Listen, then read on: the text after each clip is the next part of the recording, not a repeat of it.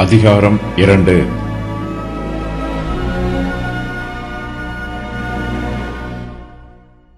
ஏசாயா இந்த அதிகாரத்தில் புதிய பிரசங்கத்தை சொல்லுகிறார்.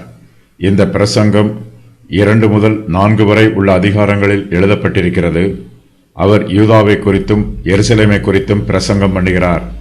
இயேசு கிறிஸ்துவை விசுவாசிக்கிறவர்களுடைய மகிமையை பற்றி ஏசாயா தெளிவுபடுத்துகிறார். கடைசி நாட்களில் சுவிசேஷ சபையே கர்த்தருடைய எருசலேமாய் இருக்கிறது. சபையினால் இந்த உலகத்திற்கு மிகுந்த சமாதானம் உண்டாயிருக்கும். யாக்கோபின் வம்சத்தாருக்கு நியமிக்கப்பட்டிருக்கிற கடமைகளை ஏசாயா தெளிவுபடுத்துகிறார். யூதர்களும் எருசலேமும் தேவனையும் அவருடைய பிரமாணத்தையும் விட்டு விலகி போன போது தேவனும் அவர்களை விட்டு விலகி போய்விட்டார். இதனால் அவர்களுக்கு வெட்கமும் வேதனையும் அவமானமும் உண்டாயிற்று. அவர்களுடைய பாவங்களே அவர்கள் அனுபவித்த வேதனைகளுக்கு காரணம். தேவன் ஜனங்கள் மீது தம்முடைய நீதியான நியாய தீர்ப்பை வெளிப்படுத்துவார். ஜனங்கள் தாழ்த்தப்படுவார்கள், வேதனையும் வெட்கமும் அடைவார்கள்.